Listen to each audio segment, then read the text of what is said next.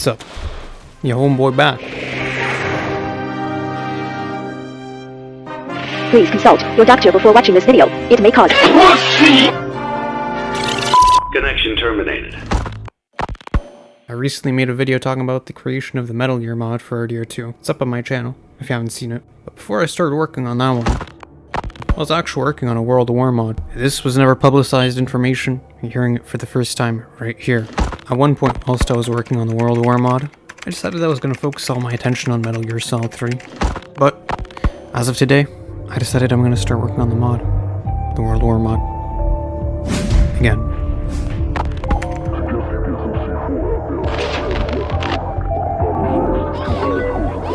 The footage was censored due to a violence. By the way, did anybody commit violence this week? Let me know in the comments down below. And leave a like if you killed someone. Always helps out a lot if you leave a like. That's right. But, back to the video. World War mod can be a lot of different things if you really think about it. So maybe you're wondering, what kind of World War mod am I exactly making here? Well, I'm gonna explain in the next section of this video, coming right up. So, first off, this mod I'm giving the player the ability to fight in endless waves. Which, you know, is pretty simple, and obviously we got the Civil War battlefield. No, why wouldn't we? It's pretty much the most obvious map to have for a war mod. Did I forget to mention that the mod is inspired by Battlefield 1? Maybe I did. And because I'm inspired by Battlefield 1, the second map is going to be Monte Grappa, which I think is probably the most coolest World War map in general. I don't know why, I think it looks pretty cool. Hold up, there's way more. Yep, that is correct. I did make more things with this mod. Fortunately, I'm not at any legal liberty to talk about the next part of the mod. This all has to do with all the international laws going on in Canada. Friends and conspirators and collaborators from the USA are going to take over from this part on. So, bye-bye. Hello, we'll take it from here. This is the AIC speaking, in collaboration with the Granola Bar HD clan. Your mission is very important, and it's to listen carefully. For your device will self-destruct after watching this video. There is another major feature to this mod. A confidential feature. A feature so big that no one else can know about it. And especially not the Canadian government. This feature will let the player engage in a campaign, where America fights against German soldiers on Guarma. Inspired by the Battle of Iwo Jima, the player will assault the beach on steamboats, just like on D-Day. In other words, Normandy, after which the player will clear out bases belonging to the Germans on the island of Guarma, whilst being able to rest and replenish on camp. Kill as many people as you can on the island, and do what is right. People are only as good as society lets them be. This was the AIC.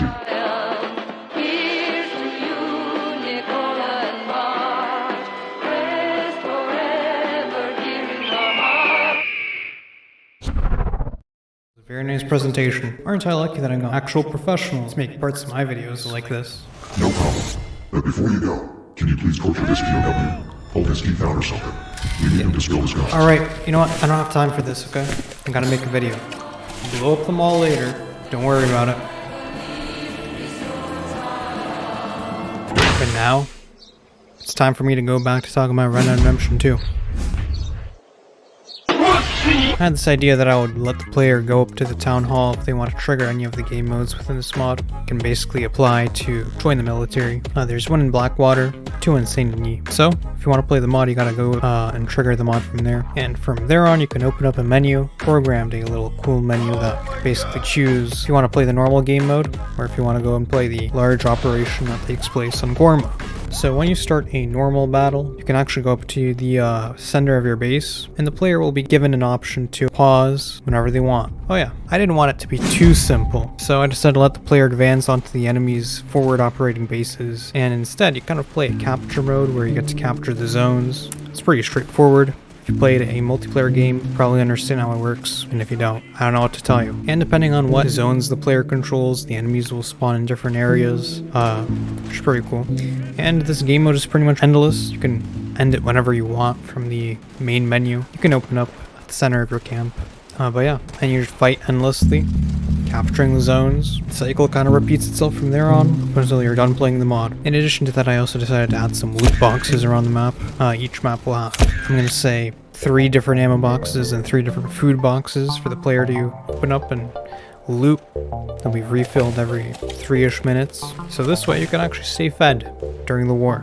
Also, here's an idea. You can also just pause the battle, go hunt an animal, bring it back to your boys, and eat some deer. Also, I forgot to mention the German enemy soldier model was actually created by somebody else. He got banned last time I checked, which is pretty funny. But in addition to that, I decided to actually add another feature into this mode. This feature is going to be the best feature I've ever seen in a mod or a video game. Well, one of my ideas was that Arthur would be given the choice of saving any injured German soldier on the battlefield. You could take this soldier back to base after that, but before taking the soldier back, Arthur realizes that the Americans don't take prisoners of war at this time, so he would just be shot. So Arthur changes his mind, take the soldier somewhere deep outside of base, somewhere into the wilderness, where he can help the soldier recover. And this kind of introduces a companion mode, because after that, the soldier falls in love with Arthur and runs off to Germany with him and gets him pregnant. No. That whole entire part was a joke, and there's no normal companion system in this World War mod, but that would have been a pretty good idea, although I don't really care about it too much. Now, in these videos, I also go over the coding of these mods, and I'm also going to talk about all the problems that I came across, or maybe I didn't come across any problems, but I did. I did come across a lot of problems. But if you remember earlier at the beginning of the video, I actually said I was actually working on this mod before, so I actually completed a part of this mod, and the part of the mod that I completed was the one that I just covered within the video. You know, the round-based mode. It was kind of buggy, and when I came to pick up programming the mod again, I mainly just adjusted the code and fixed it, and I spent like 2 days. I spent like 2 days programming the mod again, or just finishing up the code that I didn't finish from before. So yeah, hold up, forgot about one part of the mod. I actually spent some time putting down some, I guess, skyscrapers around the map, or some sort of modern buildings to make the game look a little bit more set in the First World War, maybe Second World War. Depends on, you know, how you view it. And there's an option in the configuration file to get rid of it. It's up to you. Granola Bar HD. We'll be talking about the campaign mode shortly. So let me go further into detail about that whole entire part of the mod. The operation starts off, like I mentioned earlier, starts off on some boats. You infiltrate the beach, take out the enemies, move up on the mountain, clear out the other enemies up there too. After you're done doing that, you're kind of free to explore the island whenever you want. You can go and hunt some animals. There's pigs, iguanas, some parrots, some snakes too. Your next objective is to go to your camp. From there on, you can start up the other missions where you clear out all the other enemy bases on the island. And once you clear out the other two, you can go to the main one, clear that out, and go home. So, let me go talk about the bugs and the other problems I experienced whilst making the mod. Not my real life problems. First off, I had a small little issue where the enemies just would not attack the player, and for some reason sometimes your allies would just shoot at you, which would look kinda dumb. I think I have it recorded. To fix this problem, I just had to move the spawn points a little bit closer to each other so that the enemies and the allies can interact with each other. I'm just realizing right now that I didn't actually have that many bugs whilst making this part of the mod. I thought I did. Yeah, I guess it was just some misplaced memory. I don't know. Well, either way, I do remember one particular problem I had, and it was closer to the end, particularly on the main base invasion. And once you cleared out the base of all the enemies, the mod would basically proceed onto the next stage. Well, it wouldn't do that. It would actually just crash. And it turns out that I was checking for a variable of an enemy that did not exist because I forgot to spawn him in. And I spent like an hour trying to fix it because I was a dumbass. But I got it fixed. Yeah. Apart from that, I don't think that there was any other bugs. In terms of features, I did spawn some chests around the map or at each one of the camps, even the enemy camps, so you can get food and ammunition. And if you also want to, you can attack the bases on your own for whatever reason, but fortunately, even if you clear out the bases on your own and the game doesn't proceed, you can just fight the enemies there. The mod doesn't proceed though, you have to fight it with your teammates. So yeah, to be honest, I don't think that there's actually too much to talk about anymore, right? Oh, and for some reason the horse spawned on the main guy over here. What you doing here? And after programming this whole entire thing for about 2 days, maybe 3, I didn't want it to spend too much time programming this whole entire thing. I was finally done with the Iwo Jima section of this mod. Now to be more specific, this is not actually Iwo Jima, this is, you know, just something that's inspired by it. None of the battles that I created within this mod, none of them are actually a recreation of any real life wars, just inspired by them. It's up to you if you want to roleplay if this is World War II or World War I, but I don't know. What else?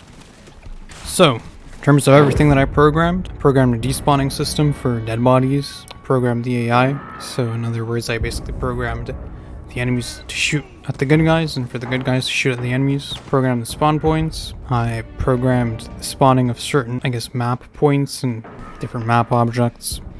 Oh yeah, I forgot to mention that I also made an entire base, or a little fort on Guarma. And to be honest, it's not really big or complicated at all. It's just a couple walls, basically. Small fort. It's nothing too big. I added some crates with ammunition and food in them. I also made a saving system so you can actually quit the game, respawn back on the island of Guarma, back from where you left off, which is honestly pretty cool. In case you don't want to finish it all in one sitting and you want to finish it later. So yeah, it all saves into a .ini file on your scripts folder. And I also programmed the missions, which they're all kind of copy and pasted, to be honest. As a matter of fact, I literally copied and pasted their code and just changed some coordinates and different variables, and basically that's it. Because, the missions are basically the same. Go to a base, clear out enemies, then after that, some more enemies arrive and you have to clear them out as well. Hold out, try to survive. After you're done doing that, complete the mission. That's pretty much it. Oh yeah, there's one more thing. Once you're done, you actually can stay on the island for as long as you want, without any enemies. Once you clear out a base, all the enemies get replaced with good guys, which is pretty cool. What else happens? Oh yeah, that's right. And so basically you can go into these bases at any time you want, hang out with the boys, bring them some food, I don't know, do whatever you want. I guess you can also shoot at them if you want, although I would suggest not doing that, unless you have some anti-American ideals. And once you're done and we want to leave the island, just go back to one of the camps and select it from the menu option, and it'll take you back to whichever one of the town halls you want, whether that be in Blackwater or Saint Denis. Oh yeah, I forgot. I added one more feature to this mod. It's pretty cool. Now this feature brings some realism into this mod. Some of you might not be prepared for it. If you have any children present in the room, you might want to close their eyes or get them out of here. Because I made a feature so that Arthur Morgan can get PTSD from the battlefield. What happened in, Guarma? Yeah. Nothing nice.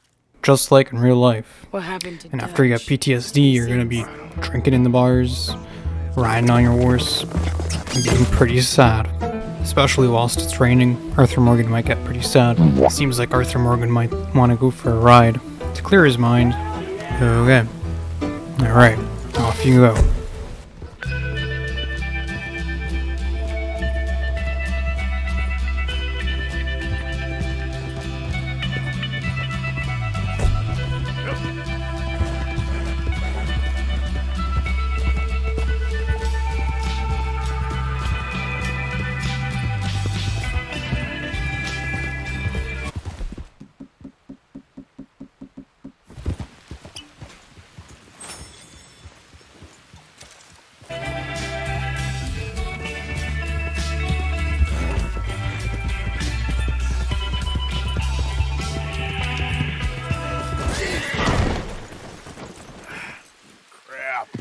There might be some casualties from his depression.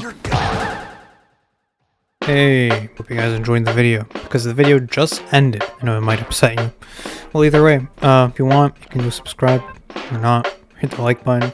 Remember that I said at the beginning of the video, only hit the like button if you have killed somebody this week. Otherwise, it'll be kind of dishonest. But yeah, I also have a Discord, you can join it if you want. I have a Twitch, I don't stream, but it's there. Apart from that, I don't have anything else. If you want to reach out, you can go on my Discord. Ask any questions related stuff. I don't know. Bye-bye.